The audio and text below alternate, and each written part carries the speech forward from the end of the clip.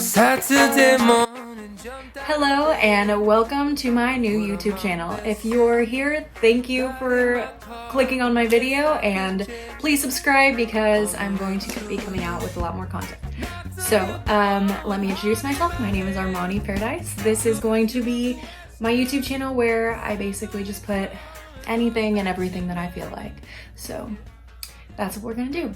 I really wanted one of my first videos to be about my fitness journey and kind of like the struggles I've been through and my fitness journey and where I'm at today with my fitness journey and stuff like that. Most of my content will be currently like fitness related just because that's what I'm into right now, but I also really enjoy art and I'm also a psychology major. Without further ado, let's jump into this first video. Before we jump into the rest of the video, I want to state that there will be trigger warnings for eating disorders and anorexia. It was a part of my story that I went through, and if you're not comfortable hearing about it, please click off this video. And if you would like to hear my story, just keep watching. Okay, so I guess the first part of this story starts with high school. And I was about 13, 14 years old. I had started to really focus on my diet and my physical activity, and I kind of got very focused on trying to be skinny. I think this was like a huge thing for a lot of girls my age, or at least for me. I got really enveloped with this idea of being skinny. And I didn't care how I got there, I just wanted to be small. So I guess over time, it was about my summer, like from 8th grade, like getting out of 8th grade in my freshman year of high school. And I remember like these dates specifically because I remember going into school and getting like my ID card and everything and like my classes, and then I wanted to sign up for the cheer team. So basically over this whole summer and then getting to my freshman year, I was restricting calories a lot. I was probably eating about 500 calories a day and the same thing every day. I literally cannot eat Pop-Tarts anymore because of this. Yeah. I had also stayed with my dad that summer in Arizona, and it was really, really hot. And before that, I was in Oregon. So in Oregon, it was in the summer, so it was nice out, and I would run outside, and I would try to I was eating at least 1,200 calories in Oregon and was physically active, so I would burn a lot of it off. And then once I got to Arizona, I cut it down to 500 calories, and I thought it was equaling out because I just didn't have any physical activity, which is not true. And 1,200 calories for a 14-year-old girl is definitely not enough. So this was also at the time when I first kind of started to get my period. I know this is weird, guys, sorry, but it really affected my cycle, and I didn't have one for like a year. Freshman year comes, and I wanted to get on the cheer team. I go get my physical, and I got hospitalized literally that day. Like, I was not expecting it at all to happen. I go to the hospital, and I'm like, oh yeah, I'm gonna go be a cheerleader, yay. And they were like, you're really unhealthy, like you're anorexic. And I was like, what? No, I'm not, you're lying, like, no way. But in my mind, I knew it all along that I was. I was like, no, can't be. But it really was. So anyways, I got hospitalized. I was in the hospital I missed my whole first semester of my freshman year of high school, which honestly, I didn't really miss a lot, but I did also miss like a lot of those new connections, like in friendships that you make in like that first semester of high school. Like, I didn't have that. I also missed the dances and stuff like that because I really kind of wasn't enrolled. So yeah, that was probably the most difficult part, and also like getting through it, like learning how to become healthy instead of skinny and how to love my body and like love myself, like I still didn't know how to do that until honestly pretty recently. So the journey has been really long, and I genuinely feel like the anorexia will always still be there. I've just found ways to cope and get around it and not let it control my life and my eating.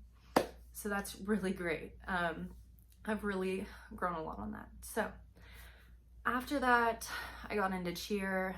I was cheerleading for about 4 years, and then I wanted to do it in college, but I was never good at gymnastics, and Boise State required a tuck, I believe, and I did not have that.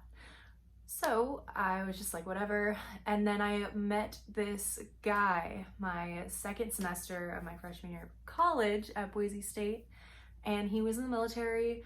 So he really was the person that got me into working out and taught me sets, reps, all that kind of stuff. My junior and senior year of high school, I also took weight training, which was fun because I got to learn how to bench and squat, good form, etc. Like how to build a workout routine, stuff like that. And it also made me extremely more comfortable in the gym once I did get to like a real gym, not just at my high school, because I was already used to working out with a bunch of dudes. It didn't faze me. I was just like, I'm on my business, like how I still do. So yeah, that was when I started to really work out and really get into like healthy eating and macros and protein and all that good stuff, where I kind of am at today. I would say that now I know a lot more because I spent at least three more years after that, after my freshman year. I'm a senior now, with time in the gym and learning so much, even on YouTube, like videos just like this from my favorite YouTubers. And I guess that's also kind of why I want to come on here, because I feel like I have something to offer and bring to the table.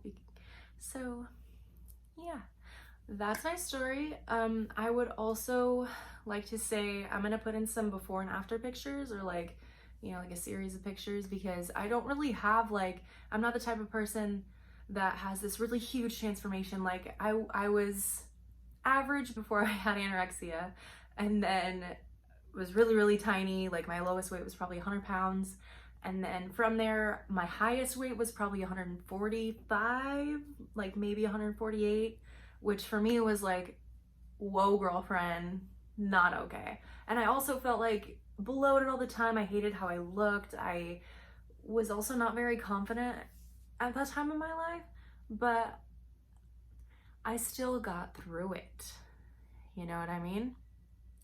I really feel like the biggest thing that I got out of the whole eating disorder and learning how to self-love and everything is that now, if anything bad does happen in my life, I don't revert to, or if I do revert to unhealthy coping strategies, I've been taught these little tools, like mental health tools, cognitive, whatever, to get me through my sadness that day, or, you know, mentally think of how I can change my thoughts that day.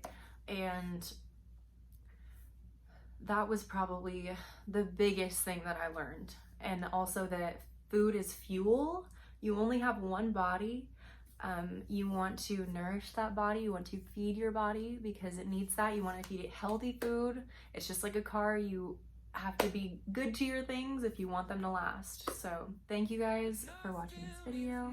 I really enjoyed letting you guys in on my journey and kind of seeing where my past was, and just kind of hope that I can give some hope to my friends that have been through and struggled with self-love and eating disorders and everything. Like, I'm here for you, girlfriend. Like, I know, okay?